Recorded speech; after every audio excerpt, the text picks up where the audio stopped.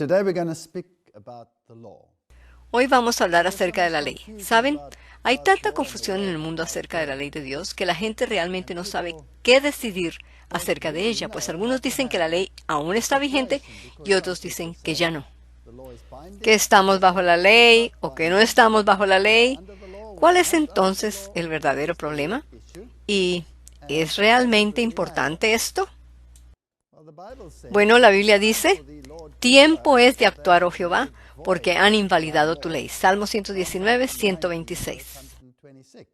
Así que aquí se está refiriendo a su ley, y esto es, por supuesto, en su mayor capacidad, el Torá.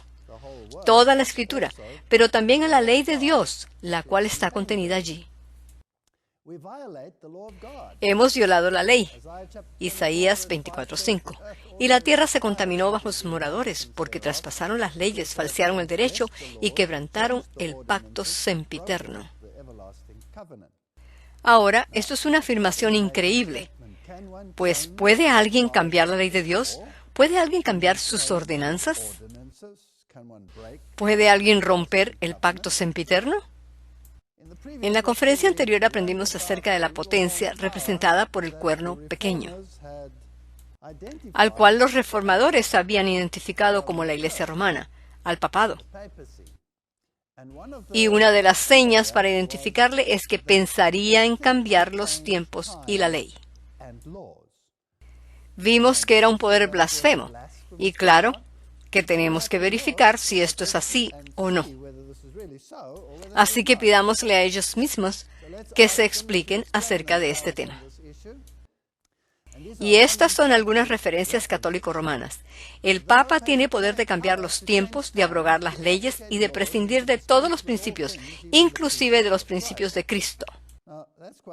Bien, esta es una aseveración sorprendente. ¿Puede alguien cambiar la ley de Dios, deshacerse de ella y cambiar los preceptos de Cristo? En esta otra referencia dice, Él puede pronunciar sentencias y juicios en contradicción a los derechos de las naciones, de la ley de Dios y del hombre. Él puede liberarse a sí mismo de las órdenes de los apóstoles, siendo su superior, y de los reglamentos del Antiguo Testamento.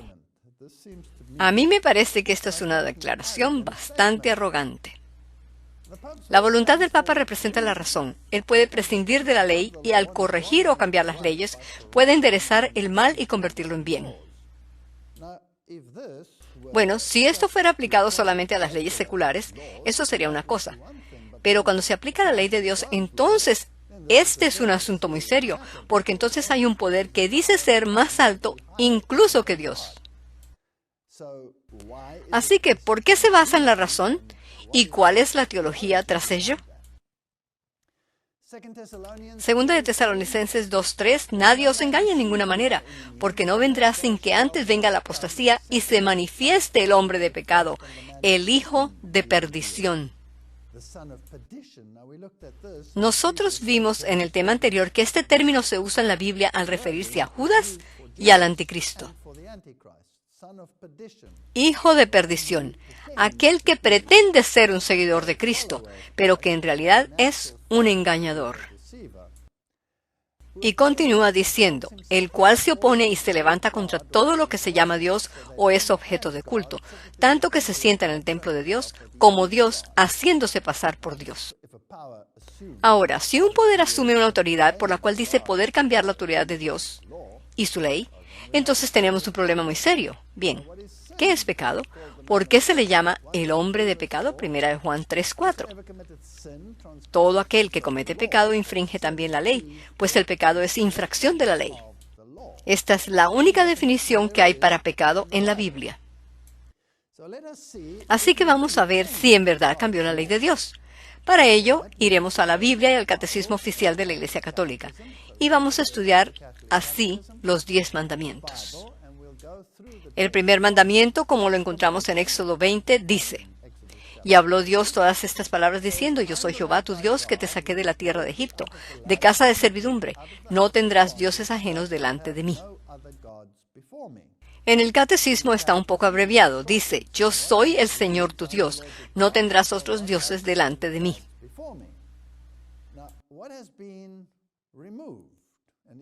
Ahora bien, ¿qué ha sido removido aquí? ¿Y cuán importante es? La porción que ha sido quitada es que te saqué de la tierra de Egipto de casa de servidumbre. ¿Por qué es esto importante? ¿Por qué debe permanecer esto en el original? Como podemos ver, en el mandamiento aparece una descripción definitiva de la deidad que está involucrada con esta ley. Es el Dios que sacó a los israelitas de Egipto. En el catecismo, Dios pasa a ser genérico, porque puede ser cualquier Dios, así que es un Dios genérico. La especificidad ha sido removida y queremos saber por qué esto es importante. Cuando se trata del segundo mandamiento, la Biblia dice: no te harás imagen ni ninguna semejanza de lo que esté arriba en el cielo, ni abajo en la tierra, ni en las aguas debajo de la tierra. No te inclinarás a ellas ni las honrarás, porque yo soy Jehová tu Dios, fuerte, celoso, que visito la maldad de los padres sobre los hijos hasta la tercera y cuarta generación de los que me aborrecen, y hago misericordia a millares, a los que me aman y guardan mis mandamientos. Ahora, ¿está siendo Dios vengativo en este mandamiento cuando dice que visita la maldad de los padres hasta la tercera y cuarta generación? Dios no es vengativo. La Biblia dice que Dios no tienta a nadie y que la iniquidad de los padres no es transferida a los hijos y viceversa. Esto es muy claro en el Antiguo Testamento. Así que, ¿en qué sentido entonces pasa esto de generación en generación? Como recuerdan, en la primera conferencia que hicimos, estudiamos la ciencia de la epigenética y vimos que las trazas de carácter son transferidas de una generación a la otra y pueden adherirse a los individuos por 3 o más generaciones. De manera que los malos hábitos corren en las familias, y si estos no son reducidos y contrarrestados, ellos van a seguir en efecto por un periodo de tiempo. Aún así, no debemos hacer imágenes, ni debemos inclinarnos a ellas, ni debemos adorarlas. Notemos que en el catecismo este mandamiento ha sido removido. Eso es muy extraño. ¿Se puede simplemente remover un mandamiento? Por consiguiente, ellos solo tienen 9 mandamientos. El tercer mandamiento, de acuerdo con la Biblia, dice: no tomarás el nombre de Jehová tu Dios en vano, porque no dará por inocente Jehová al que tomare su nombre en vano. En el catecismo este es el segundo mandamiento y dice así: no tomarás el nombre del Señor tu Dios en vano. Así que, ¿qué ha sido removido? Porque no dará por inocente Jehová al que tomare su nombre en vano. Bueno, ya hemos visto que los mandamientos han sido cambiados. El segundo ha sido removido. Algunas porciones han sido erradicadas. Tanto así que, en realidad, esta es una nueva ley, pues ciertas porciones han sido removidas y otras han sido parafraseadas. Así que tenemos que pensar al respecto. ¿Por qué ha sido removida la porción que dice: porque no dará por inocente Jehová al que tomare su nombre en vano? Tomemos, por ejemplo, los gobiernos del mundo. Digamos que tenemos un gobierno y claro que tiene un conjunto de reglas, leyes y estatutos. Supongamos que hay un golpe de Estado en el cual un nuevo gobierno toma control, o por cualquier otra razón, un nuevo gobierno toma control. Como consecuencia, la autoridad ha sido transferida del gobierno anterior al gobierno nuevo. El gobierno nuevo decide ahora lo que es la ley y lo que no lo es. Así que puede tomar los estatutos de las leyes anteriores y revisar cada uno de ellos, seleccionando unos para ser conservados y otros para ser erradicados. Estas leyes aquí tienen que ver con estatutos de propiedades, las vamos a conservar, pero estas las vamos a remover. Y ellos cambian la ley. ¿Quién es la nueva autoridad refiriéndonos a la ley, aunque hay principios de la ley anterior que han sido transferidos al nuevo gobierno? ¿Me explico bien? En otras palabras, ahora hay un nuevo legislador. La pregunta es: ¿puede el legislador anterior opinar todavía o pasar sentencia a alguien que transgreda la ley nueva? ¿Sí o no? Obviamente que no, porque hay un nuevo legislador. Así que en este caso, refiriéndonos al tercer mandamiento, cuando declara que el Señor no dará por inocente al que tomare su nombre en vano, esta es una admonición del legislador anterior, pero este es un nuevo legislador, el cual ha cambiado la ley, por lo tanto, Él es el que rige. Es un asunto de autoridad. La ley ahora no descansa sobre la autoridad del primer legislador, sino sobre la autoridad del segundo legislador. Así que es muy importante que esa porción haya sido removida. Ahora el cuarto mandamiento dice, acuérdate del día de reposo para santificarlo. 6 días trabajarás y harás toda tu obra, mas el séptimo día es reposo para Jehová tu Dios. No hagas en él obra alguna, tú, ni tu hijo, ni tu hija, ni tu siervo, ni tu criada, ni tu bestia, ni tu extranjero que está dentro de tus puertas. Porque en 6 días hizo Jehová los cielos y la tierra, el mar y todas las cosas que en ellos hay, y reposó el séptimo día. Por tanto Jehová bendijo el día de reposo y lo santificó. Este es el tercer mandamiento en el Catecismo y dice solamente, acuérdate de santificar el día del Señor. ¿Es esta solamente una abreviación? ¿Qué ha sido removido? Bueno, la mayor parte del mandamiento ha sido removida. La razón fundamental por la cual el mandamiento fue dado ha sido removida. Porque en 6 días Dios creó los cielos y la tierra, el mar y todas las cosas que en ellos hay. Y otra parte ha sido parafraseada, donde dice el día sábado. Ha sido cambiado a el día del Señor. Muy bien, el sábado fue asignado como día de descanso cuando terminó Dios la obra que había hecho. Y fue dado diciéndole al pueblo que debían guardar la ley porque Dios había descansado en el séptimo día. De manera que es un descanso en la labor culminada de Dios. Ahora aquí hay una nueva ley, la cual dice, acuérdate de santificar el día del Señor. Entonces, ¿tiene este mandamiento la misma intención? Tenemos que verificarlo en el Catecismo de la Iglesia Católica. A ver si su intención es la misma que en el cuarto mandamiento. Claro que para ellos es el tercero, pues el segundo fue removido. Este es el Catecismo del Arzobispo Maguire de Nuevo Baltimore y la misa de 1949. El cual lleva la aprobación del cardenal Spillman, cabeza de los Caballeros de Malta en Nueva York, Estados Unidos. Y es interesante, pues, a la letra, dice así. ¿Cuál es el tercer mandamiento de Dios? En realidad es el cuarto, ¿recuerdan? Pero en el Catecismo es el tercero. El tercer mandamiento de Dios es acuérdate de santificar el día del Señor. ¿Por qué la Iglesia nos manda a guardar el domingo como día de reposo? La Iglesia nos manda a guardar el domingo porque fue en domingo que Jesús resucitó de entre los muertos y fue en domingo que el Espíritu Santo descendió sobre los apóstoles. La Biblia dice, acuérdate del día sábado. 6 días trabajarás, pero el séptimo día es el sábado. El domingo es el primer día de la semana. Así que ellos transfirieron la solemnidad del sábado, el último día de la semana, al primer día de la semana. ¿Qué se nos manda a hacer en el tercer mandamiento? En el tercer mandamiento se nos manda a hacerle culto a Dios en forma especial el domingo, el día del Señor. Interesante. ¿Cómo nos ordena la Iglesia adorar a Dios el domingo? La Iglesia nos manda a adorar a Dios el domingo asistiendo al santo sacrificio de la misa. Así que este es un mandamiento totalmente nuevo. No se encuentra en las Escrituras. Según las Escrituras, el séptimo día debía ser guardado en conmemoración de nuestro origen, de donde vinimos, de la creación, y debíamos descansar en la obra culminada de Dios. Pero aquí, según el Catecismo, debemos asistir al sacrificio de la misa, y de acuerdo con la teología católica, es un sacrificio perpetuo, el cual se repite vez tras vez, tan frecuentemente como se realice la misa. La Biblia dice que Cristo fue ofrecido una sola vez por todos. Así que este es un nuevo mandamiento. No tiene nada que ver con las Escrituras y por lo tanto debe basarse solamente en la autoridad del nuevo legislador y no en el de la Biblia.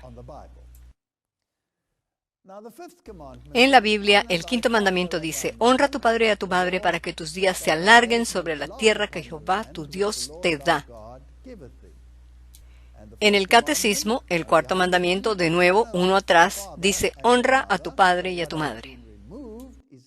Y otra vez, ¿qué fue lo que fue removido? La promesa, porque tus días se alarguen, etc. La promesa no puede aparecer allí, porque esta fue dada por el legislador anterior. Y el legislador anterior ya no tiene autoridad cuando hay un legislador nuevo. Así que la promesa desapareció, porque hay un nuevo legislador. El sexto mandamiento de la Biblia, no matarás, es igual al quinto de ellos. El séptimo en la Biblia, no cometerás adulterio, es igual al sexto de ellos.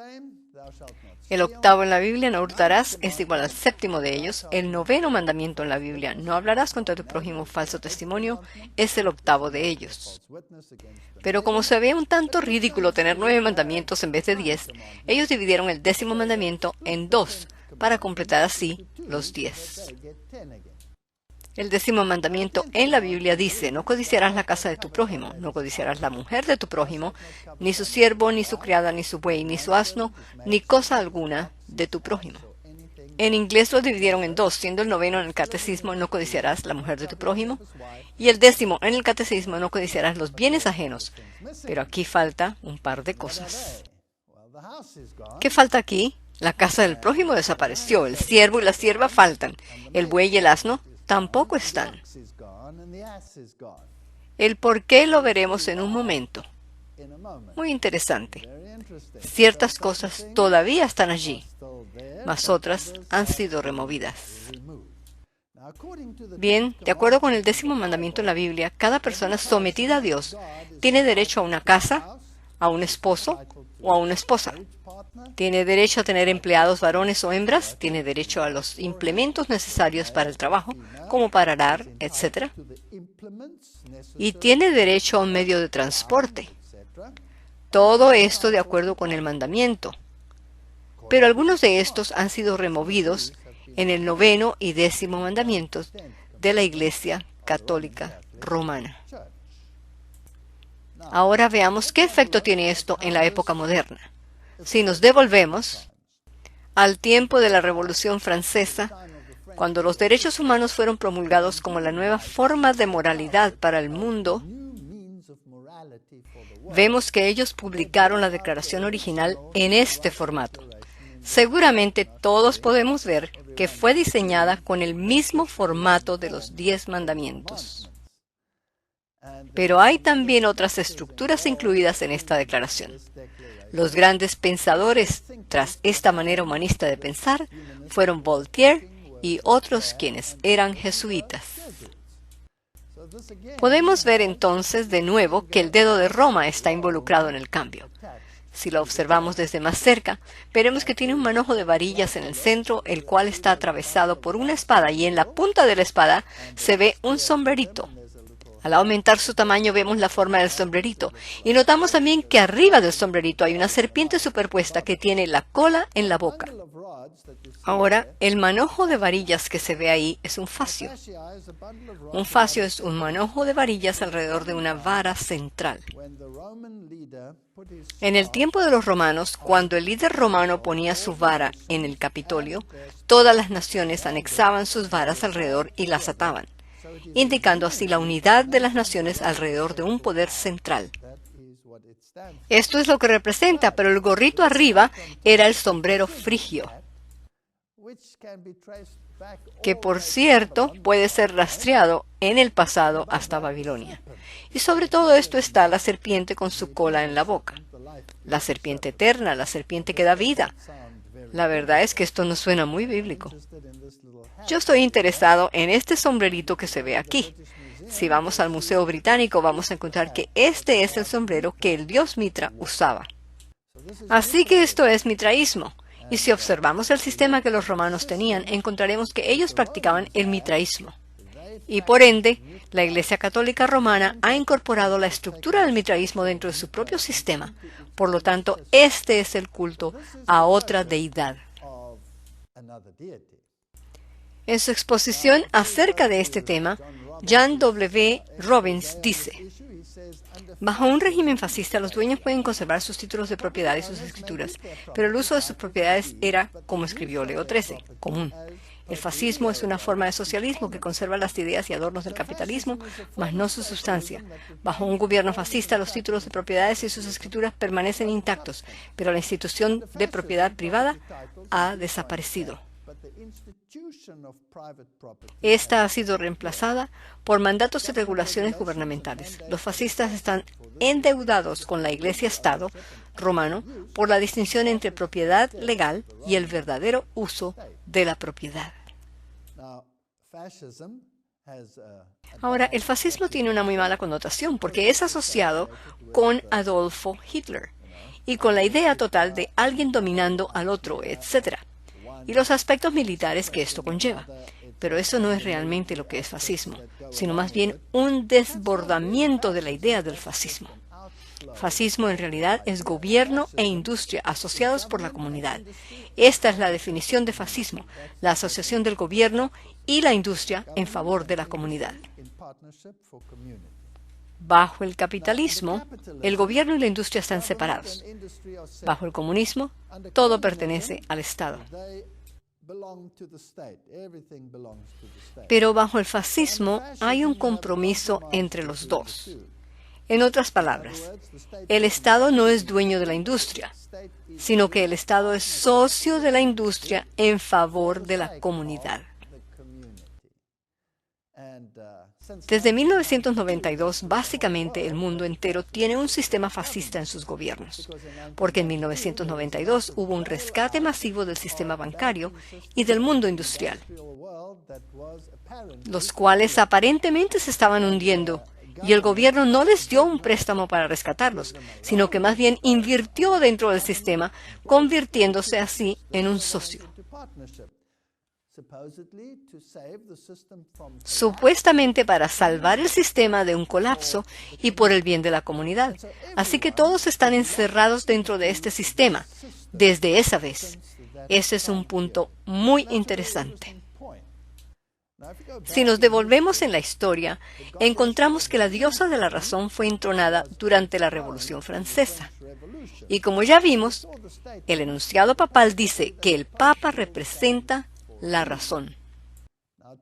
Los jesuitas usan racionalismo para apoyar la idea del sistema gubernamental que ellos quieren, quisieran ver en este mundo. Y si vamos a las referencias jesuitas oficiales, vemos que ellos dicen que el fascismo es la forma de gobierno que encaja mejor con el ideal de justicia social de la Iglesia Católica Romana. Así que la razón, tu propia razón, es la base para cambiar los preceptos de Dios. Por supuesto que desde entonces los derechos humanos se han expandido grandemente. Después de las grandes guerras, la Primera y la Segunda Guerra Mundial, entre 1948 y 1998 hubo una Declaración Universal de los Derechos Humanos y toda nación en el mundo debe ser sometida a esta declaración. Ahora, se supone que la Organización de las Naciones Unidas está encargada de supervisar este proceso y asegurarse que los derechos humanos sean implementados en todo el mundo. En el año 2008, el Papa Benedicto XVI estuvo en las Naciones Unidas. Aquí podemos verlo dirigiéndose a sus miembros en un discurso en el cual hizo unas declaraciones muy interesantes. Él fue introducido por el secretario general de las Naciones Unidas, el señor Ban Ki-moon, y dijo lo siguiente: el respeto a los derechos humanos fue instrumental en solucionar muchos de los problemas mundiales, y agregó que estos deben ser basados en un consenso multilateral, lo cual significa que cada nación debe tener los mismos ideales, la misma manera de actuar y la misma forma de pensar. Y luego continúa advirtiendo que a menos que esos derechos humanos sean considerados dados por Dios, estarán sujetos a la erosión o a la revocación. Esto es bastante fascinante. Así que, de acuerdo con el papado, los derechos humanos deben ser considerados como dados por Dios. Yo tengo un problema con esto. ¿Qué si algunos de los derechos humanos son exactamente lo opuesto de la voluntad de Dios? ¿Hay doblez en Dios? ¿O es que este es un nuevo legislador? Y si este es un nuevo legislador, entonces, ¿de qué Dios estamos hablando? Porque si no es el Dios de la Biblia, debe ser otro Dios. Y entonces, ¿cuál Dios es al que se refiere? Seguramente es una referencia a aquella deidad que se sienta en el templo de Dios, que se hace pasar por Dios y que toma sobre sí la prerrogativa de Dios para cambiar la ley de Dios. Ahora veamos. Él nos dio más detalles en ese discurso cuando dijo que ellos deben estar basados en la ley natural, inscritos en los corazones humanos y presentes en diferentes culturas y civilizaciones. Así que según él, no están basados en la Biblia, están basados en la ley natural y son la clave para la paz y la seguridad mundial. Así que obviamente los derechos humanos son el tema central para las relaciones humanas en el mundo de hoy. Si buscamos la definición general de ley natural en una enciclopedia general como Wikipedia, en la red cibernética, vemos que no es una filosofía bíblica. Dice que está basada en una filosofía griega, que es enfatizada en parte por la naturaleza y en parte por la ley, costumbre o acuerdo de un medio ambiente en particular o una nación. Lo que la ley manda varía de lugar en lugar, pero aquello que es por naturaleza debe ser igual en todas partes. Por lo tanto, pasa a ser una ley universal basada en la ley natural. Veamos ahora lo que dicen algunos de los pensadores teológicos. Aquí está lo que dijo un profesor judío que enseñó en una universidad católica y el cual ya falleció, Alan Wolf. Entre los intelectuales católicos, así como algunos que no son católicos, la herencia católica más importante es la tradición de la ley natural, cuya premisa se basa en la idea de que hay ciertas verdades en el mundo, las cuales siguen siendo ciertas independientemente de las leyes y convenciones de cualquier sociedad, en particular que se adhiera a ellas. Así que se basan en la razón del hombre. Arte, belleza, moralidad, universalidad se basan en la razón humana, no se basan en las Santas Escrituras. La razón informada por la fe. Bases de la moralidad católica, por Richard M. Gulla, quien pertenece a la Sociedad de los Jesuitas. Afirma que la ley natural es central a la teología católica.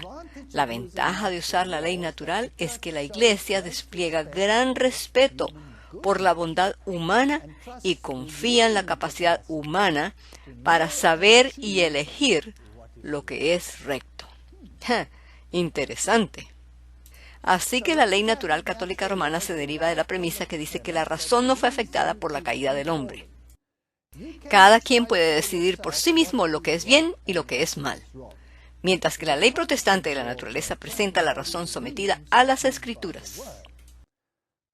Isaías 1:5 dice: ¿Por qué querréis ser castigados aún? ¿Todavía os rebelaréis? Toda cabeza está enferma y todo corazón doliente. Jeremías dice la misma cosa en Jeremías 17:9: engañoso es el corazón más que todas las cosas y perverso. ¿Quién lo conocerá? Y Pablo hace eco del mismo sentimiento. Yo sé que en mí, esto es, en mi carne, no mora el bien. No hay nada bueno en mí, absolutamente nada. Romanos 7:18. Yo sé que en mí, esto es, en mi carne, no mora el bien, porque el querer el bien está en mí, pero no el hacerlo. Vemos que la Biblia dice que somos seres caídos, y nuestra razón también ha caído. Martín Lutero tenía este asunto bien claro, pues dijo: la razón humana es ciega, sorda, sin sentido, sin Dios y sacrílega en sus transacciones con todas las palabras de Dios y con sus obras. De manera que yo no puedo basar mi moralidad en la razón humana. Eso dice Martín Lutero. Yo debo basar mi moralidad en las Escrituras. Pero el papado dice no. La debes basar en la ley natural, la cual se basa en la razón. Así que lo que es la costumbre en algún lugar será natural para esa región. Encontramos en Juan 15:5: yo soy la vid, vosotros los pámpanos. El que permanece en mí y yo en él, éste lleva mucho fruto, porque separados de mí, nada podéis hacer. En otras palabras, la moralidad debe estar ligada a un poder superior, de acuerdo con las Sagradas Escrituras. Ese poder es Cristo. Entonces, si la razón no es pecaminosa, nos podríamos salvar a nosotros mismos por nuestra propia razón. Aún más, la ley natural también requiere el sacrificio del individualismo en favor del colectivismo. Porque si la ley natural es la norma en cierto lugar, entonces hay que aceptar esa norma porque es lo que es natural. Si alguien se mueve en contra de lo normal, se estará rebelando en contra del orden natural. Veamos a ver cómo los jesuitas parafrasearon esto. El jesuita Murray escribió: la ley natural considera a la comunidad como un ente igualmente con la persona. ¿Ven? Uno no puede superarse por sobre su comunidad. El hombre es considerado como miembro de un sistema asignado por Dios y está sujeto al sistema que hace del sistema un sistema. Este es el estilo típico de los escritos jesuitas. No tiene ningún sentido. Sin embargo, transmite la idea entre ese palabrerío de que un individuo no puede elevarse por encima de la norma de la sociedad, porque entonces será problemático para el mundo. Entonces, ¿quién va a ser el dechado o el modelo de moralidad? ¿Y quién va a decidir qué es natural y qué no es natural? Bueno, preguntémosle a la Iglesia Católica Romana. Bueno, aquí está el discurso de su santidad Benedicto XVI, cuando se dirigió ante la sesión plenaria de la Congregación para la Doctrina de la Fe. Este es el comité que determina las leyes y estatutos que gobiernan a la Iglesia Católica. Él dijo: al formar sus conciencias, los fieles deben prestar cuidadosa atención a las enseñanzas sagradas y certeras de la Iglesia. No a la Biblia, sino a la Iglesia. Pues la Iglesia Católica es, por designio de la voluntad de Cristo, la instructora de la verdad. Es su deber proclamar y enseñar con autoridad la verdad, la cual es Cristo, y a su vez, pongan cuidado, declarar y confirmar por su autoridad los principios de orden moral, los cuales brotan de la misma naturaleza humana. Así que, de acuerdo con esto, los principios de orden moral no son establecidos por Dios y la Biblia, sino que son dictados por la Iglesia en base a la ley natural. La Iglesia decide qué es ley natural y qué no es. ¿Qué posición tiene entonces el Papa en todo esto? Bueno, esto es lo que el Papa Benedicto XVI dijo en su discurso ante los estudiantes de la Universidad de Roma. El Papa es, primeramente, el obispo de Roma, y como tal, en virtud de su sucesión apostólica desde el apóstol Pedro, él tiene la autoridad episcopal sobre la Iglesia Católica en su totalidad. La palabra obispo, episcopos, que en su significado inmediato se refiere a supervisión, la cual ya en el Nuevo Testamento aparece fusionada con el concepto bíblico del pastor, y siendo él quien desde una posición más elevada asesora el terreno, asegurándose así que el rebaño permanezca unido y andando por el camino correcto. De esa manera el Papa es precisamente el pastor de la comunidad, el cual progresivamente ha pasado a ser la voz del razonamiento ético de la humanidad. La verdad es que toda esta idea de que un obispo tiene la autoridad sobre todos es ajena a las Escrituras, totalmente ajena a las Escrituras. Esta idea no fue introducida por los padres de la Iglesia, porque el concilio de la Iglesia primitiva, de acuerdo con las Escrituras, consistía de los apóstoles, los ancianos y la hermandad, los cuales juntos tomaban las decisiones para la hermandad, mientras en la situación romana, la eclesia o cuerpo directivo de la Iglesia está separada de la hermandad, pero esto no se encuentra en las Escrituras. Así que la moralidad, de acuerdo con esto, será determinada por la Iglesia, de la cual el Papa es el pastor y es quien tiene una elevada posición de observación. Lutero dijo no, básese en la Biblia, principios basados en la Biblia. La Iglesia romana dijo principio de liderazgo. Un hombre decide qué es correcto y lo que no es correcto. Bien, Lutero escribió: nosotros deberíamos aprender a separar el poder temporal del espiritual, tan lejos el uno del otro como el cielo y la tierra, pues el Papa ha oscurecido grandemente este asunto y ha mezclado los dos poderes. Vemos claramente que hay una división en este asunto. ¿Qué está siendo enseñado en el mundo hoy en día? ¿La Biblia, los 10 mandamientos o los derechos humanos? ¿Qué se está promocionando en las noticias? Los derechos humanos. Condoleezza Rice, ya en la era de Bush, dio un discurso fascinante en el que dijo: el jacobinismo, esto fue en referencia a la Revolución Francesa, y el americanismo. Así que estos tienen la misma ideología, y yo me pregunto, ¿por qué será que la Estatua de la Libertad, que dicho sea de paso es la estatua del dios Mitra, fue un regalo de los franceses a los Estados Unidos? ¿Sería en continuidad de la filosofía que fue propagada allí en primer lugar? Así que ella dio este discurso tan interesante, en el que ella eligió la Revolución Democrática Global de la administración de Bush y expresó que era la continuación de la obra de la Revolución Francesa en el siglo XVIII. En otras palabras, los Estados Unidos deberá convertirse en el poder que tome la filosofía que resultó de la Revolución Francesa y hacerla universal. Todo el mundo deberá ser forzado a participar en esta situación. Y yo me pregunto, ¿cuál será el poder que se usará para lograr esto? Claro que será el poder militar. Aquí se ve el escudo de armas del Departamento de las Fuerzas Armadas de los Estados Unidos de América.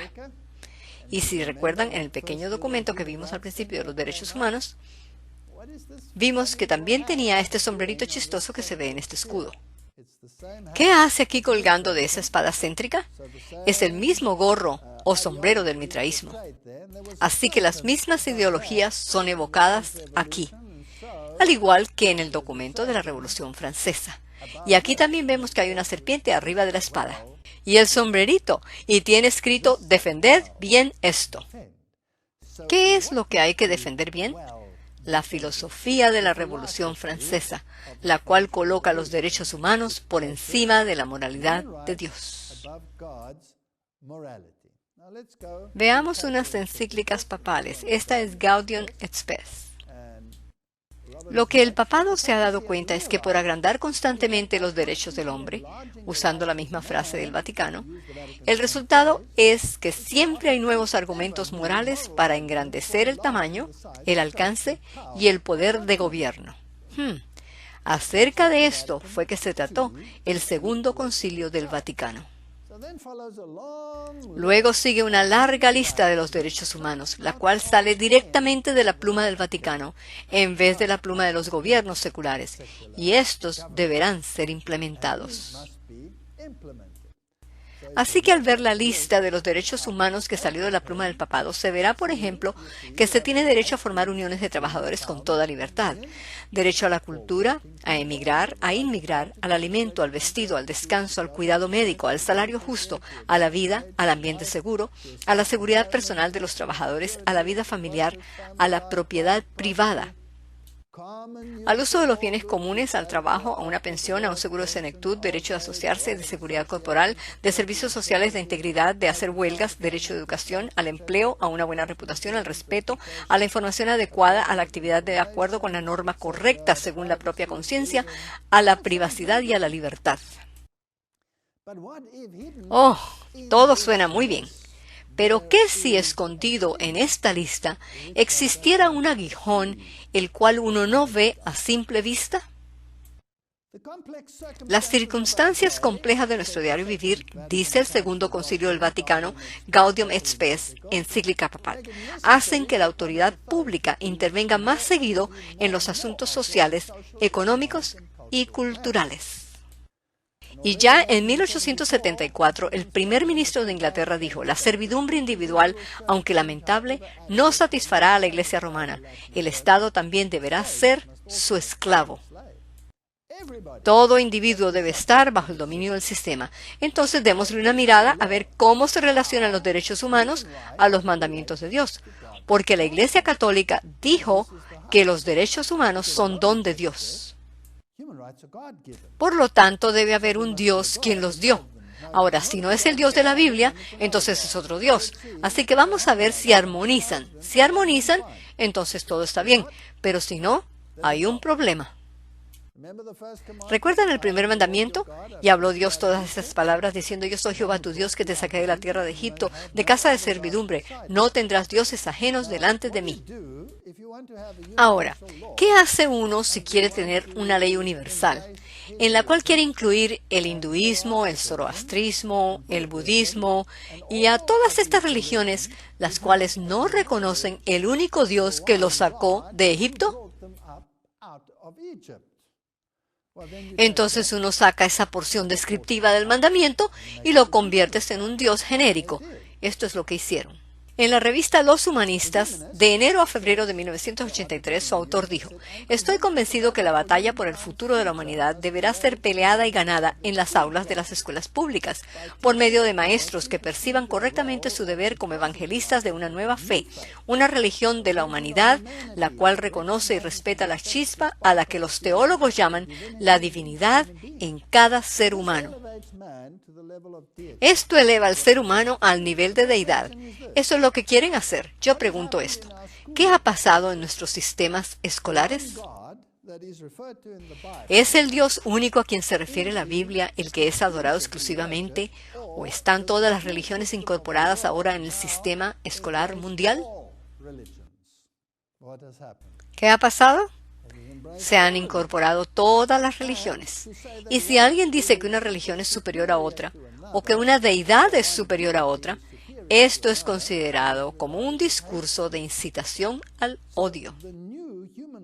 Entonces, la nueva interpretación en los derechos humanos de culto a Dios dice: considerarás todas las deidades con igualdad.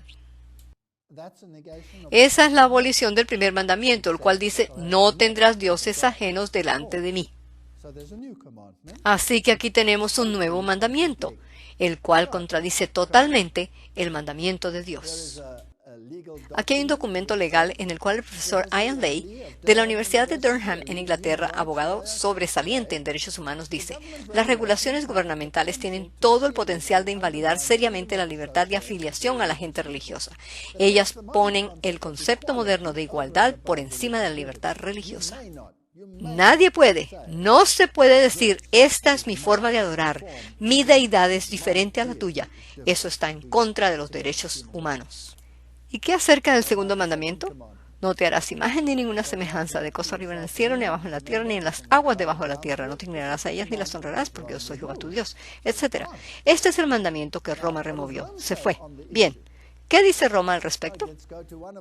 Veamos en uno de sus catecismos, artículo 1161, Catecismo del Concilio de Nicea, dice: siguiendo las enseñanzas divinamente inspiradas de nuestros santos padres y de la tradición de la Iglesia Católica, noten que aquí no hay nada acerca de la Biblia. Nosotros correctamente definimos con completa certeza y precisión que, al igual que la figura preciosa y vivificadora de la cruz, las venerables y santas imágenes de nuestro Señor y Dios y Salvador Jesucristo, Nuestra Señora Inmaculada, la Santa Madre de Dios y los venerados ángeles, todos los santos y los justos, sean pintados o hechos de mosaico o de cualquier otro material digno, deberán ser exhibidos en las santas iglesias de Dios, en los vasos sagrados y vestiduras, paredes, paneles de las casas y en las calles. Esto es directamente opuesto a lo que el mandamiento de Dios dice. Así que este es un nuevo legislador. Él ha cambiado la ley de Dios. Aún más, él contradice la ley de Dios. Si ahora anexamos esta declaración a las leyes modernas, discurso de incitación al odio, en el que no se permite criticar lo que otros hacen, si usted dice que la idolatría es algo malo, entonces usted está contradiciendo los derechos humanos de ese individuo. Por lo tanto, el segundo mandamiento no solo fue removido por Roma, sino que ha sido totalmente anulado por medio de los derechos humanos. El tercer mandamiento, Éxodo 27, no tomarás el nombre de Jehová tu Dios en vano, porque no dará por inocente Jehová al que tomare su nombre en vano. Esta es la ley de la blasfemia, y en Juan 10:33 y en Marcos 2:7 leemos: ¿qué es la blasfemia? Le respondieron los judíos diciendo: por buena obra no te apedreamos, sino por la blasfemia, porque tú siendo hombre te haces pasar por Dios. ¿Por qué habla este así? Blasfemia dice: ¿quién puede perdonar pecados sino solo Dios? Cristo le dijo a un individuo: tus pecados te son perdonados. Pero él probó su deidad, pues le dio vista al ciego, quien era ciego de nacimiento, cosa que nadie puede hacer. Esta es la ley de la blasfemia. Ahora, si vemos al papado, el Papa es de tal dignidad y tan exaltado que él no es un hombre cualquiera, sino que es como si fuera Dios y el vicario de Dios. El mismo Dios está obligado a acatar los juicios de sus sacerdotes y perdonar si ellos dan absolución o negar el perdón si ellos no lo dan. La sentencia de los sacerdotes precede y Dios se suscribe a ella. Así que aquí tenemos un poder que dice ser una deidad en la tierra, y dice que puede perdonar pecados, y ambos están descritos como blasfemia. Además, el Vaticano ya ha declarado que el criticar al Vaticano es un caso similar al terrorismo. Fascinante. Así que esas leyes pueden ser cambiadas a su gusto. El clero protesta en la Casa Blanca para pedir a Bush que reverse la póliza limitando las oraciones de los capellanes. Esto fue cuando entraron estas leyes en efecto. Sucedió cuando las fuerzas militares de los Estados Unidos y el presidente George Bush, el cual era aparentemente un cristiano muy conservador, súbitamente emitió leyes que no permitían orar en el nombre de Jesús, porque esto podría ser ofensivo para otra gente. Y por eso la oración en las escuelas llegó a ser un gran problema. Esto no era nuevo. La primera prohibición fue emitida en 1962 y la segunda en 1963. Así que ahora nadie puede orar y dar honor al nombre del Dios de las Escrituras. Es ilegal en los lugares públicos. Vemos entonces que tu derecho humano para no confrontar con el de otra religión ha abolido la ley de Dios. ¿Qué acerca del cuarto mandamiento? El mandamiento acerca del sábado, que el séptimo día es el sábado del Señor tu Dios. Permitámonos preguntarle a la Iglesia Católica, ¿cuál es el sábado? ¿Cuál es el día de reposo? Sábado es el día de reposo. ¿Por qué observamos el domingo en vez del sábado? Nosotros observamos el domingo en vez del sábado porque la Iglesia Católica transfirió la solemnidad del sábado al día domingo. Ese es su catecismo para sus conversos, explicándoles por qué se hizo. El domingo es la marca de nuestra autoridad. La Iglesia está por encima de la Biblia y la transferencia de la observancia del sábado es la evidencia de este hecho. Otra cita. Claro está que la Iglesia Católica asevera ser quien realizó el cambio, y este hecho es la marca de su poder eclesiástico. Dice el cardenal Gibbons, y ellos son bastante francos al respecto. Si los protestantes siguieran la Biblia, ellos deberían adorar a Dios el sábado. Al observar el domingo, están siguiendo una ley de la Iglesia Católica. Al desechar la autoridad de la Iglesia Católica Romana, el protestantismo no tiene una buena razón para su teoría del domingo, y lógicamente deberían guardar el sábado como su día de reposo. Y dicen arrogantemente, no fue el creador del universo en Génesis 2, 1 y 3, sino la Iglesia Católica la que puede reclamar el honor de haber concedido al hombre un día para pausar su trabajo cada 7 días. La razón y el sentido común demanda la aceptación de una u otra de estas alternativas, si bien el protestantismo guardando el sábado santo o el catolicismo guardando el domingo santo. Un consenso es imposible. Así que o se está con las Escrituras o se está con ellos. Esto es realmente una afrenta al mundo protestante. Es como decirles, ¿y por qué ustedes guardan el domingo si al hacerlo reconocen nuestra autoridad? ¿Instiga a la Iglesia este asunto? Claro que sí. El Papa Juan Pablo II dijo, aquel que viole la santidad del domingo debe recibir el castigo de un hereje. Esto es bastante raro, pues es la primera vez desde la Edad Media que un papa moderno usa la palabra hereje, diciendo que debe ser castigado y agregando que en domingo nadie debe trabajar. Así que ciertamente están empujando el tema del domingo, el cual no es un mandamiento de Dios de acuerdo con sus propios escritos. Y el Papa Benedicto XVI dijo la misma historia. Dijo, no podemos vivir sin el domingo. Necesitamos el domingo. Y el Papa actual va más allá. Revista Católica, subtítulo, Nunca en domingo. El Papa Francisco dice que trabajar el domingo trae efectos negativos a las familias. Él dice que la comercialización total del domingo, el abrir los negocios y el que la gente trabaje en lo que es el día bíblico de descanso, tiene en lamento al Papa Francisco. El abandono de la práctica cristiana tradicional de no trabajar en domingo tiene un impacto negativo en las familias y en las amistades.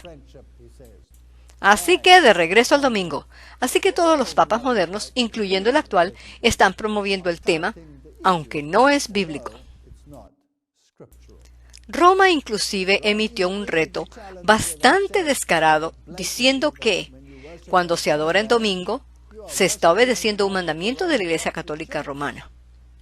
Y si se dice que es bíblico, entonces se está contradiciendo lo que Roma ha dicho, lo cual es negar la autoridad de la Iglesia Católica, y que esto es deshonesto, pues la Biblia no lo enseña.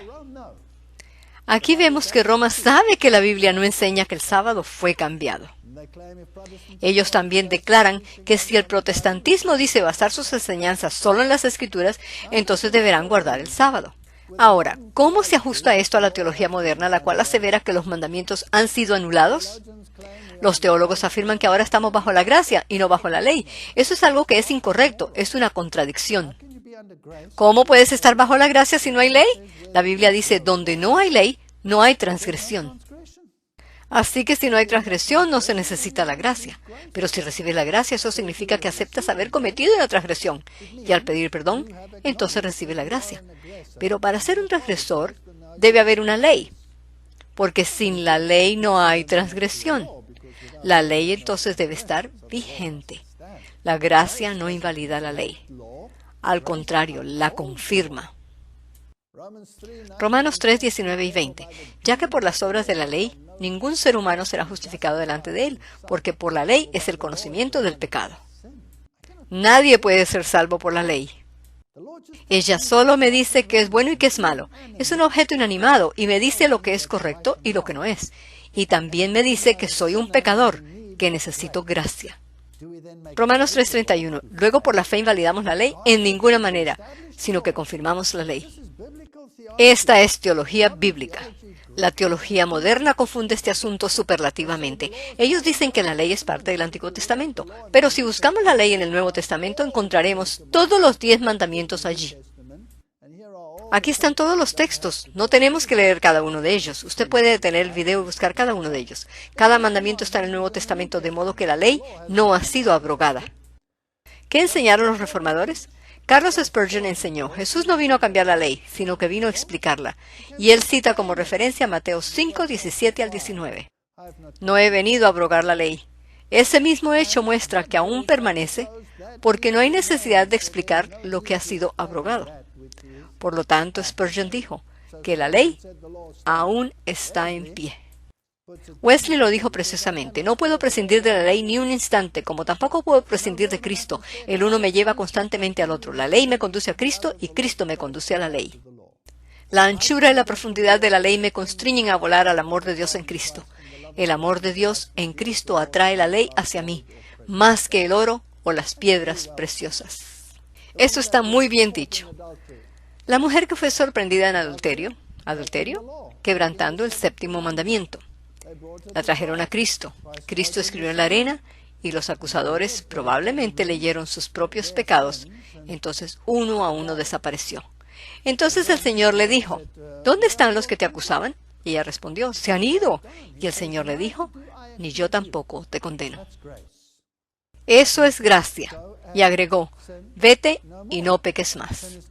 El pecado es transgresión de la ley. En otras palabras, no quebrantes más la ley. Ella fue traída a Cristo por su transgresión. Cristo la perdonó y la condujo de regreso a la ley. Exactamente como dijo Wesley en su declaración al respecto. Esto es teología reformada y la teología moderna no es bíblica en este aspecto. Si indagamos acerca del carácter de Dios en la Biblia, encontraremos que Él es justo, verdadero, puro, luz, fiel, bueno, espiritual, santo, verdad, vida, justicia, perfecto, eterno. Este es el carácter de Dios y todos los textos bíblicos han sido tomados del Antiguo y del Nuevo Testamento. Cuando indagamos acerca del carácter de su ley, encontramos que es exactamente idéntica. Justa, verdadera, pura, luz, fiel, buena, espiritual, santa, verdad, vida, justicia, perfecta y eterna. Así que si separamos a Dios de su ley, estaremos separándolo de su propia naturaleza. Vemos que ambos están juntamente ligados.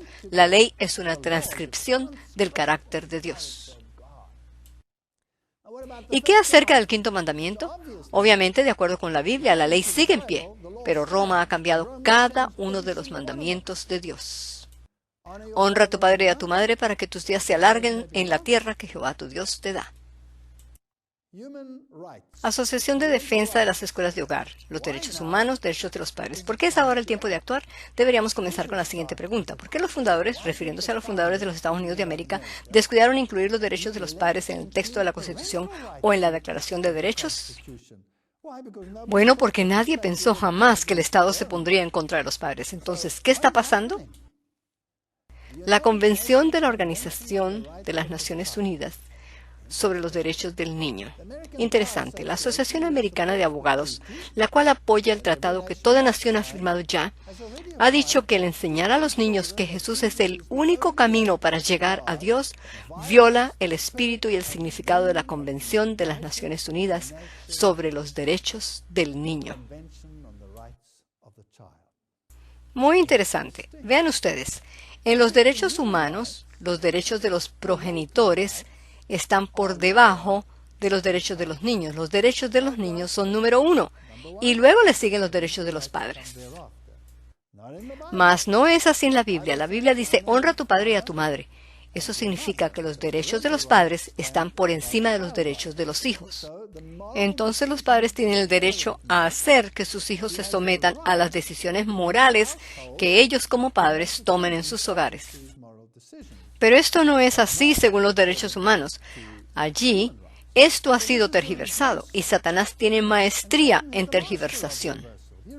Él lo tergiversa todo. Cuando Dios dice sois salvos por gracia, Satanás dice sois salvos por obras. Todo lo tergiversa y aquí vemos que este mandamiento ha sido tergiversado por los derechos humanos. De manera que los derechos de un menor están por encima de los de sus padres. El mandamiento de Dios ha sido tergiversado. ¿Y qué acerca del sexto mandamiento? ¿No matarás? ¿Será que los derechos humanos desmienten este mandamiento? Seguramente que no. Crisis familiar en las Naciones Unidas. El Concilio de Investigación Familiar recientemente publicó un documento en el que dice, hay un problema serio porque los derechos humanos dan derecho a promover el aborto, la homosexualidad, la eutanasia y otras causas destructoras como estas. Por los derechos humanos, cada individuo tiene el derecho de destruir un bebé que aún no nace. Es un derecho humano hacerlo. En Mateo 1:23 dice, he aquí que una virgen concebirá. Bueno, si tuviéramos que parafrasear eso en el lenguaje moderno, tendríamos que decir, he aquí la virgen tiene un feto. Y de acuerdo con el pensar moderno, un feto no tiene el mismo rango de un ser humano y por lo tanto puede ser removido, pero no era así en los tiempos bíblicos. Continuemos un poco más. El séptimo mandamiento dice, no cometerás adulterio. Bien, CIECUS son las siglas para Concilio para la Información y Educación de la Sexualidad de los Estados Unidos. Y esta es su declaración. Aun cuando generalmente es deseable que los padres se involucren en las decisiones de sus hijos al usar anticonceptivos, el derecho a la confidencialidad y a la privacidad que tiene cada ser humano al recibir información, consejería y servicios es primordial. Y entonces, cuando observamos este mandamiento, el séptimo, y al estudiarlo en el libro de Éxodo, lo explica en mayor detalle. No solo tiene que ver con la ruptura de una relación matrimonial, incluye todos los aspectos morales relacionados con la sexualidad. Con qué se puede o no tener relación. Y todos los aspectos están mencionados allí en el libro de Éxodo. Por ejemplo, relaciones con bestias, temas de géneros. Todos estos aspectos están mencionados allí y forman parte del séptimo mandamiento. Así que esta ideología de los derechos humanos está enfatizando el punto de que los padres no tienen el derecho a interferir en las preferencias sexuales de sus hijos o en su necesidad de contraceptivos. Esta es la razón por la cual las escuelas les dan anticonceptivos a los jóvenes sin el conocimiento de los padres, y ni siquiera les dan a los padres la oportunidad de intervenir. Los matrimonios homosexuales alrededor del mundo han pasado a ser la norma.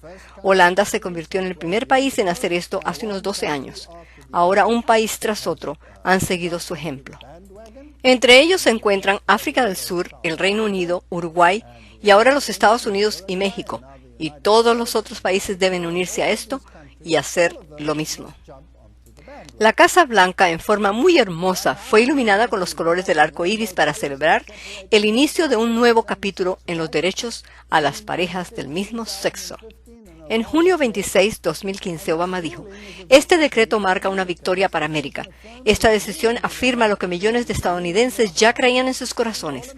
Cuando todos los estadounidenses son tratados con igualdad, todos somos más libres. ¿Libres de qué? Free from what? ¿Libre de qué? Es la pregunta que me gustaría hacer, porque en las Escrituras hay una ley muy específica. Yo no estoy aquí ahora para argumentar en favor o en contra del tema. Solo estoy haciendo una comparación entre los derechos humanos y la ley de Dios.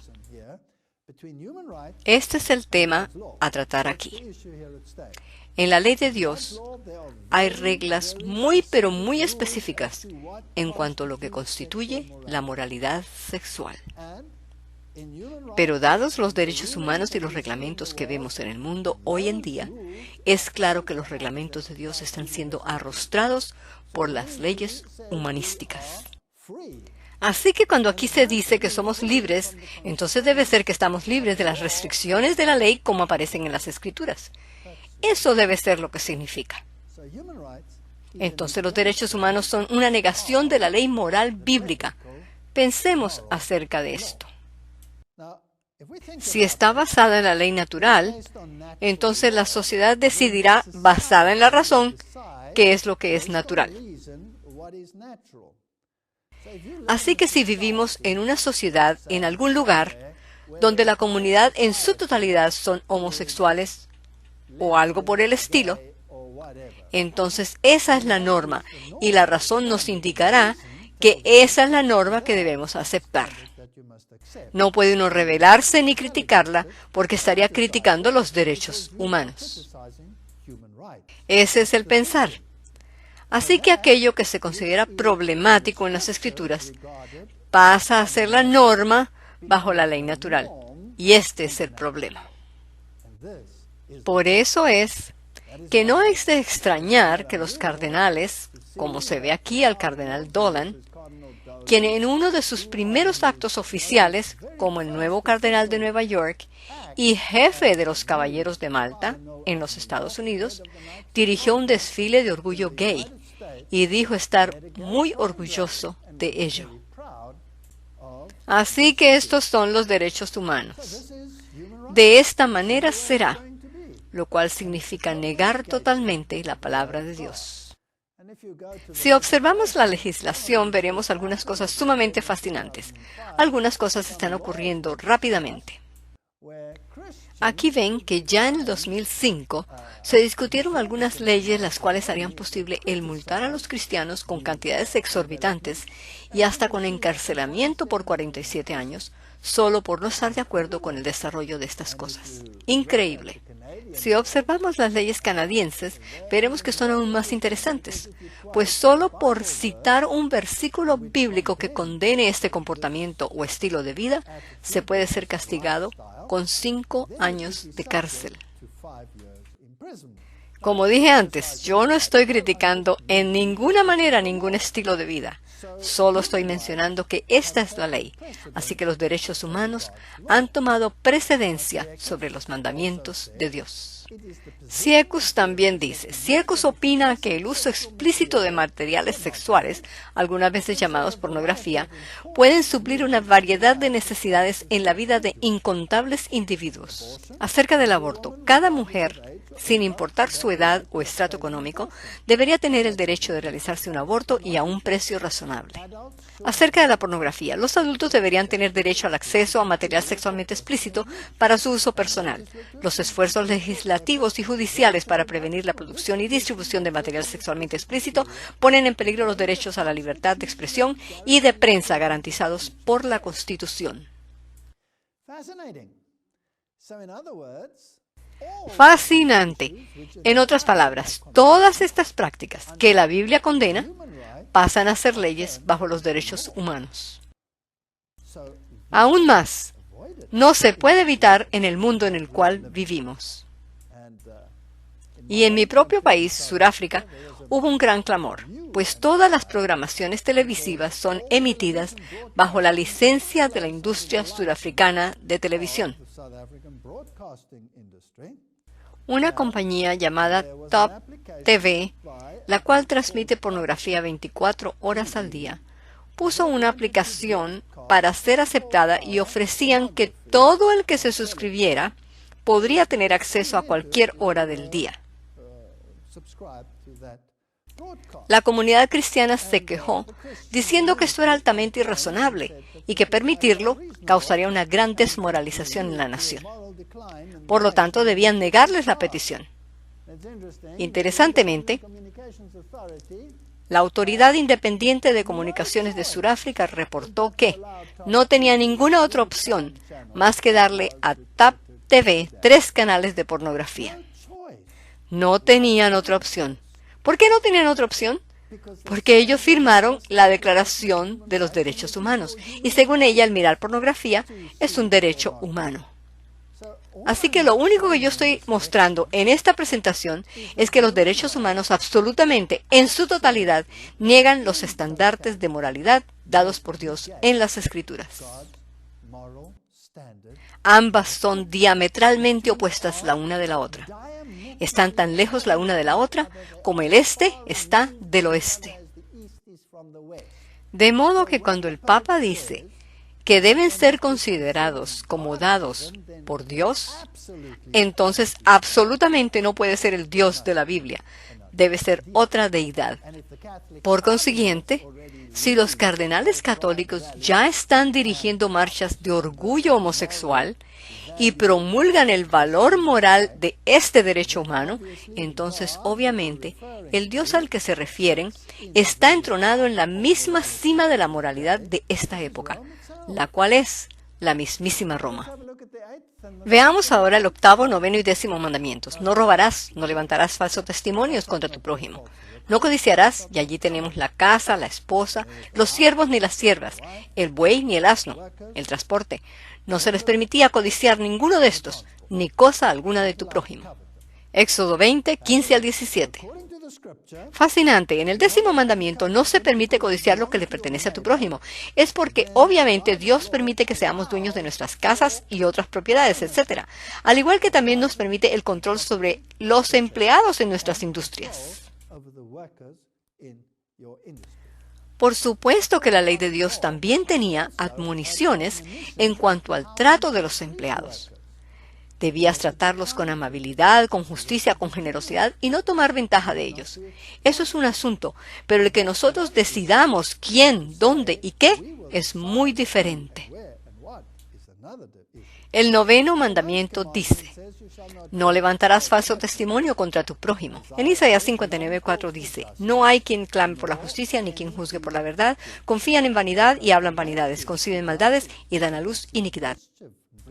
Jeremías 9:5 dice: y cada uno engaña a su compañero y ninguno habla verdad. Acostumbraron su lengua a hablar mentira, se ocupan de actuar perversamente. Y también dice en Jeremías 27:15: porque yo no los envié, dice Jehová, y ellos profetizan falsamente en mi nombre para que yo os arroje y perezcáis vosotros. Así que decir que las mentiras son justificables en ciertas circunstancias, en aras de avanzar una causa específica, como los jesuitas ya han dicho, el fin justifica los medios. Entonces esto resulta ser una moralidad bastante rara. ¿Por qué es obligatorio enseñar la teoría de la evolución en las escuelas y no la creación? La creación es prohibida y la evolución es obligatoria. La mayoría de los líderes religiosos siguen considerando el creacionismo como una superstición. De manera que si de acuerdo con las escrituras hubo una creación y de acuerdo con la ciencia no la hubo, y somos obligados a considerar solamente la perspectiva científica, entonces ya no hay libre albedrío. Como consecuencia hay una anulación de aquello que la Biblia llama verdad, y esto es mentir por legislación. El 8º mandamiento: no robarás, está estrechamente relacionado con el 10º mandamiento: no codiciarás la casa ni cosa alguna de tu prójimo. Éxodo 20:17. Demos una mirada a ver cómo Roma lo interpreta. Esta es la famosa encíclica del Papa Leo XIII, la cual es citada por cada uno de los papas, incluyendo el Papa Francisco, Rerum Novarum, y dice: cada hombre posee por naturaleza, esta es la ley natural, el derecho de poseer propiedad como suya. Así que esto ya fue decretado por el Papa Leo XIII hace mucho tiempo atrás. Es lícito, dijo Santo Tomás de Aquino, y aparece en el artículo 22 de esta encíclica papal. Para un hombre, poseer propiedad privada y también es necesario para la continuidad de la existencia humana. Pero si se hiciese la pregunta, ¿cómo debe usarse aquello que uno posee? La Iglesia respondería, sin duda alguna, con las palabras del mismo Santo Doctor: el hombre no debe considerar sus posesiones materiales como su propiedad, sino como bienes comunes para todos. Así que debe compartirlos sin vacilar cuando otro tenga necesidad. De acuerdo con la ley del canon, el control de toda propiedad de la Iglesia, Estado, romana, pertenecen al Papa, su emperador supremo. La doctrina de la Iglesia Católica Romana acerca de la propiedad privada es básicamente igual al cliché comunista del siglo XIX, a cada uno de acuerdo con su habilidad. Esto es justicia social de la cual los jesuitas son campeones, y el Papa Francisco es su portavoz actual. Tomás Aquino escribió: siendo que los bienes que algunos poseen pertenecen a otros por la ley natural, no hay pecado si los pobres se llevan los bienes de su prójimo. Así que uno puede tomar la propiedad de otra persona porque la necesidad la convierte en bien común. Pero la Biblia dice: no codiciarás y no hurtarás. Interesante. El tomar la propiedad ajena no es considerada ni un pecado ni un crimen, de acuerdo con Tomás Aquino, el cual dice: es lícito para el hombre socorrer su propia necesidad por medio de la propiedad de otro, sea que la tome abiertamente o en secreto. Tampoco es esto, propiamente hablando, ni un robo ni un atraco. No es robo porque la necesidad lo ha hecho suyo. Ahora, es interesante que digan que tú tienes que absorber la necesidad de otro. Quiere decir que si entras en una casa y ves un televisor en un cuarto y piensas, yo necesito esto, te lo puedes llevar. Y luego ves otro televisor y piensas, bueno, mi amigo José también necesita un televisor, se lo puedes llevar también. En el pasado, si encontrabas un ladrón en tu casa y le disparabas, eras proclamado como un héroe en los periódicos. Hoy en día, si haces eso, terminas en la cárcel. Yo he hablado personalmente con individuos que han sido llevados a corte porque al ser víctimas de un atraco a mano armada, durante el cual recibieron disparos y les golpearon, y ellos de alguna forma lograron defenderse y matar al ladrón, luego han terminado en las cortes con cargos de asesinato. La ley canónica 1254 dice: la Iglesia Católica posee un derecho innato de adquirir, retener, administrar y marginar los bienes temporales en busca de sus propios fines, independientemente del poder civil. La ley canónica 1260 dice: la Iglesia tiene el derecho innato de requerir del cristiano fiel lo que sea necesario para sus propios fines. Así que la Iglesia es la única que puede definir qué es lo que te pertenece, según la ley canónica. El Papa Juan Pablo II dijo lo mismo. Es necesario repetir una vez más la característica principal de la doctrina social cristiana. Los bienes de este mundo originalmente son designados para todos. El derecho a la propiedad privada es válido y necesario, pero no nulifica el valor de este principio. La propiedad privada, en realidad, está bajo una hipoteca social. Nada te pertenece, entonces si alguien quiere mudarse a tu terreno, tú no tienes ningún derecho para sacarlo de allí, a menos que consigas el apoyo del Estado. Pero si el Estado no te apoya, no puedes desalojarlo. No puedes desalojar a nadie, pues no eres dueño de nada. Y Juan Pablo II dijo: todos los bienes. Juan Pablo declaró que todo individuo debe tener acceso a esos bienes cuales tienen el propósito de ser el uso común, ya sean naturales o fabricados. En Gaudium Spes, otra encíclica papal, dice lo siguiente: si alguien tiene una extrema necesidad, el tal tiene derecho de suplir por sí mismo sus necesidades tomando las riquezas de otros. Esto es fascinante y resultó del Segundo Congreso del Vaticano, lo cual contradice la ley de Dios. Y observemos qué ha sido removido del mandamiento. Tu casa. Tú tienes una propiedad privada, pero no te pertenece. Tú puedes pagar los impuestos. Tú puedes cuidarla. Pero si alguien tiene necesidad de ella, te la quitan y punto. Tu carro. Nadie maneja un carro sin placas ni registración. ¿Quién controla si lo puedes manejar o no? ¿El que lo registró? ¿O el que emitió la registración? Así que todos los vehículos deben estar registrados. No te pertenecen. Son préstamo que te dan por medio de la aprobación estatal. Los empleados que trabajan para ti. Mi país se destaca porque tiene acción afirmativa, lo cual significa que el Estado decide a quién y de qué raza puedes emplear. Al punto que, si quieres darle empleo a alguien que conoces o a un amigo, el Estado cierra tu negocio porque tus empleados no tienen el color de piel correcta o no cumple con algún otro requisito. Así que no tienes el derecho de decidir quién trabaja para ti. El Estado y las uniones de trabajo lo determinan. Y ni siquiera las iglesias tienen el derecho de emplear solamente personas de su denominación, pues es considerado como discriminación. Igual sucede en los casos de la orientación sexual del individuo. El Estado decide a quién empleas. Esto es bastante fascinante. No somos dueños de nada de acuerdo con este sistema.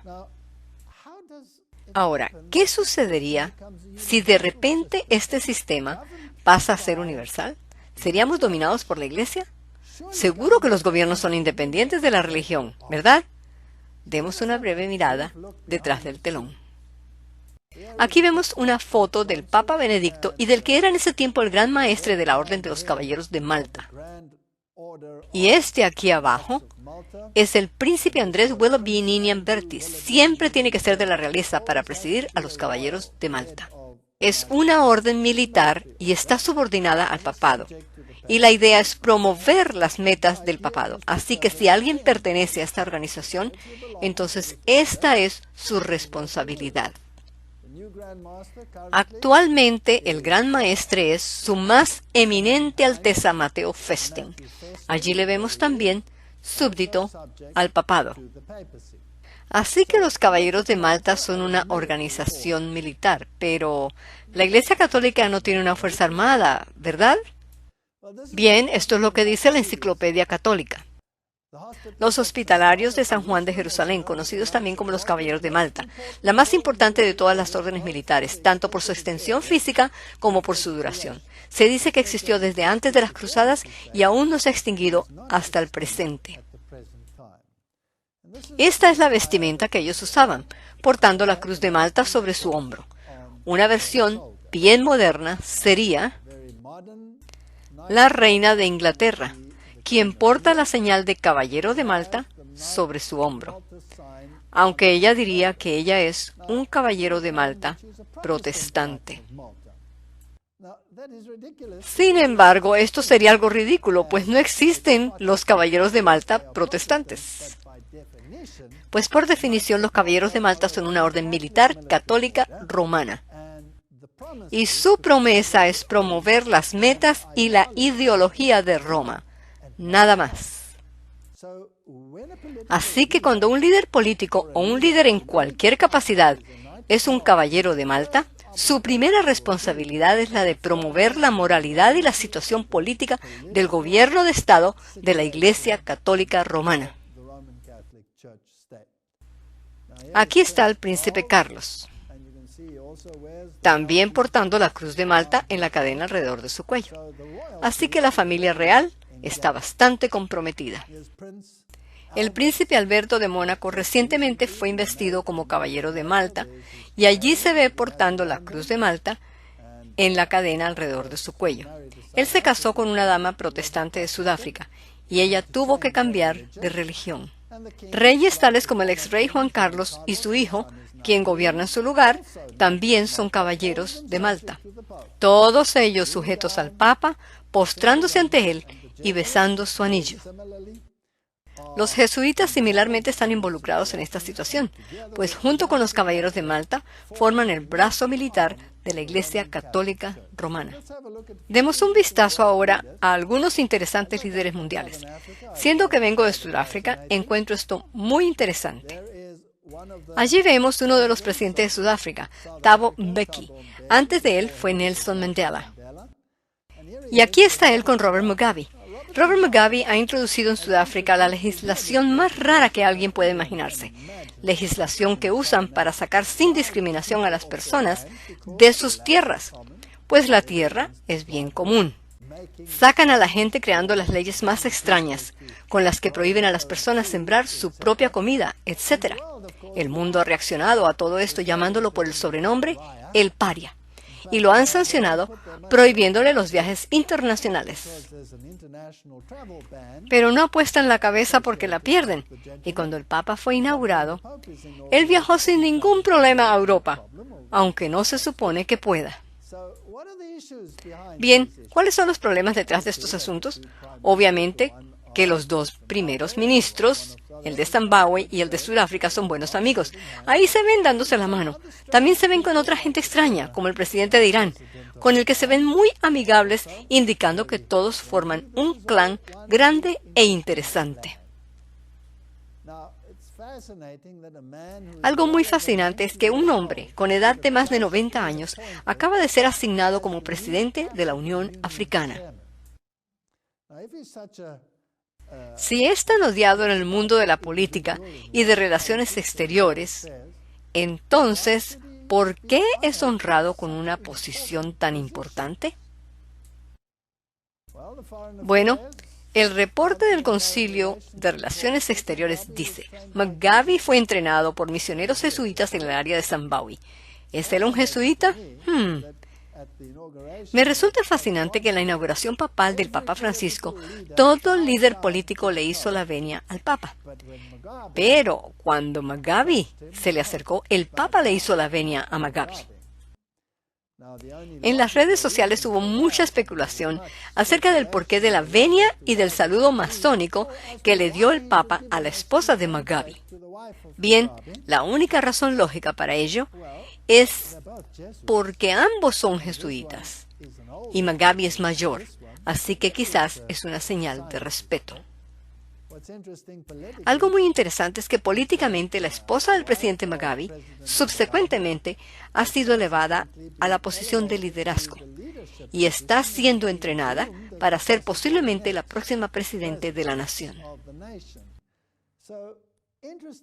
Estas son asociaciones muy interesantes. Si vemos el primer presidente, Nelson Mandela, vemos que él era un caballero de Malta. Aquí le vemos recibiendo la hostia de parte del arzobispo católico.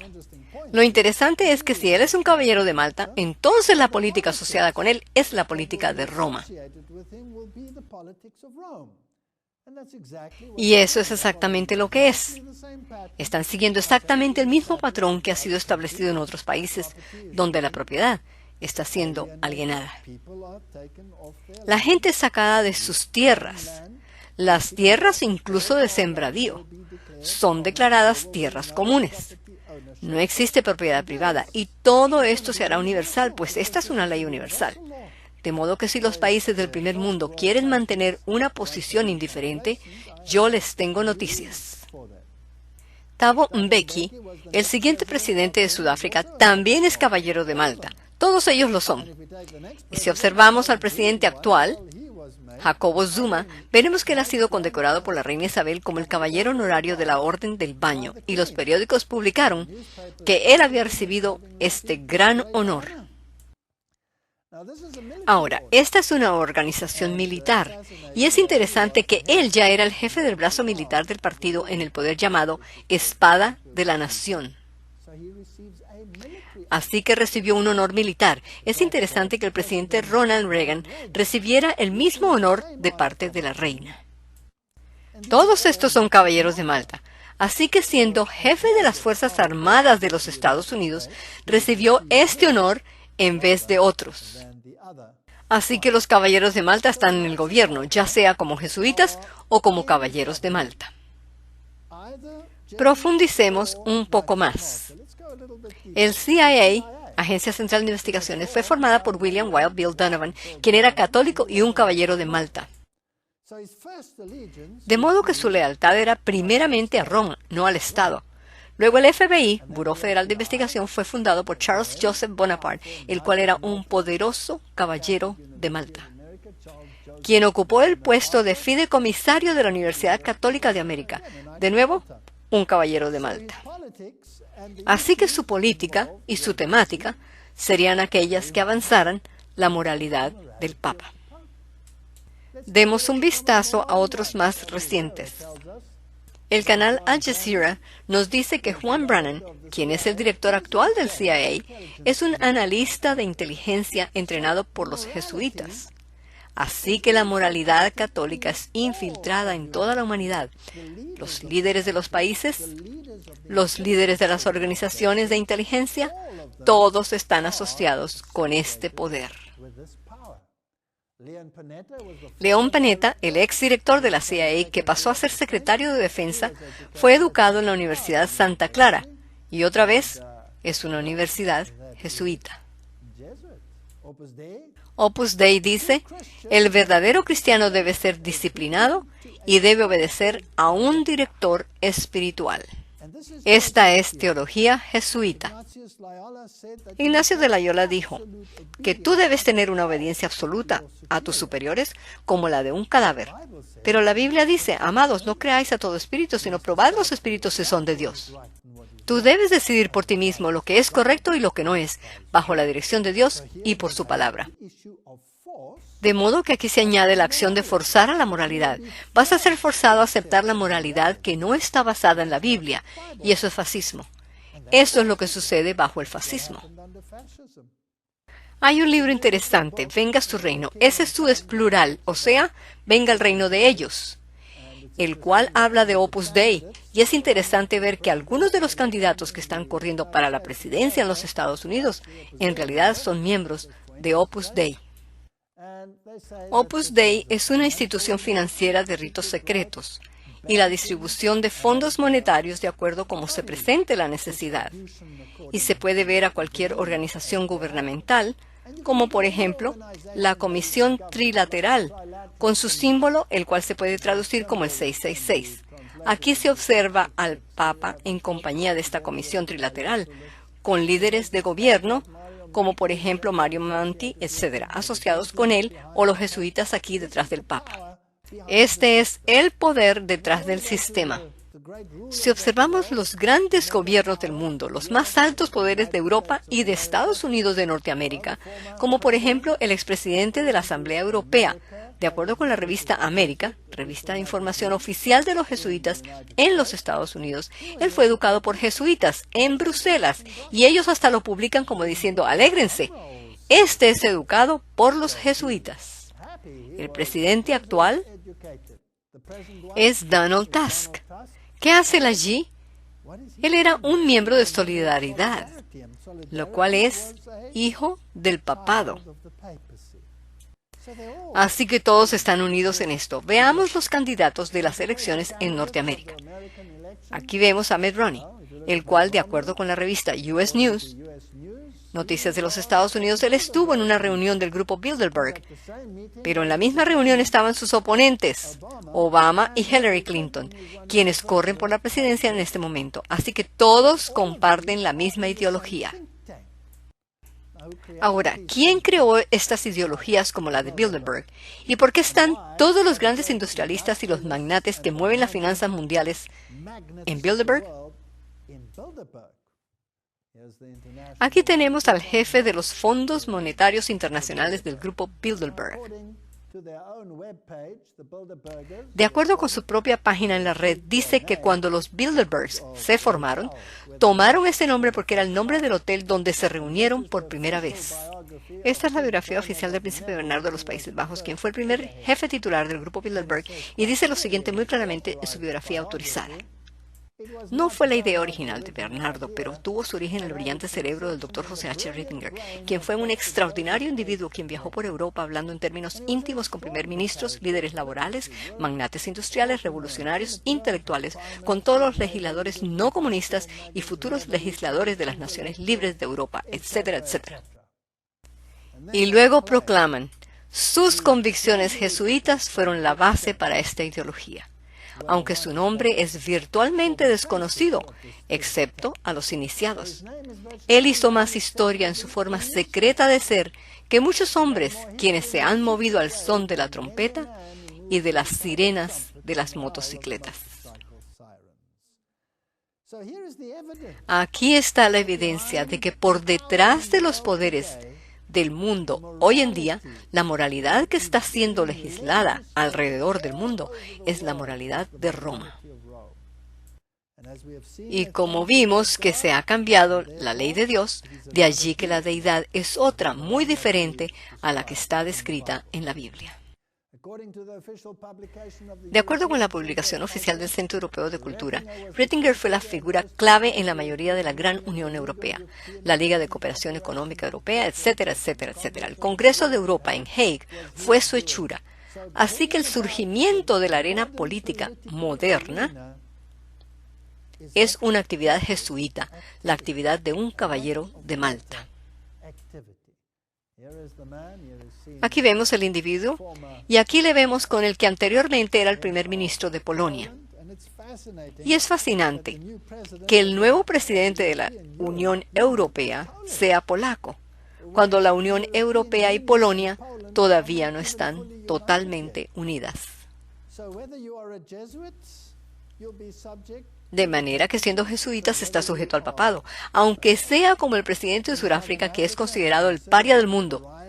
Aún así se puede ser cabecilla de la Unión Africana y usar su influencia para asegurar que las situaciones vayan de acuerdo con las necesidades. Si se es Mateo Festing de los Caballeros de Malta, o quizás presidente de los Estados Unidos, quien sea que fueres, deberás comparecer ante este poder. Bien, el Papa hace un llamado para un nuevo orden mundial. Él propone una autoridad política mundial con dientes verdaderos. Y Obama hace eco de lo mismo. Obama buscará un nuevo orden internacional. El Papa Benedicto hace un llamado a la globalización. Y el mismo día que el presidente Obama hace el llamado a un nuevo orden internacional, la revista Time proclamó al Papa Francisco como el nuevo Papa del mundo.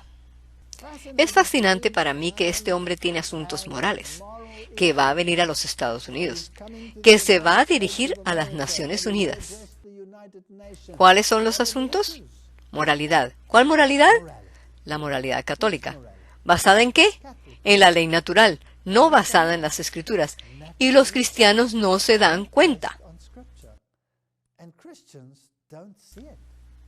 Oseas 4:6. Mi pueblo fue destruido porque le faltó conocimiento. Por cuanto desechaste el conocimiento, yo te echaré del sacerdocio. Y porque olvidaste la ley de tu Dios, también yo me olvidaré de tus hijos. Deuteronomio 30:19.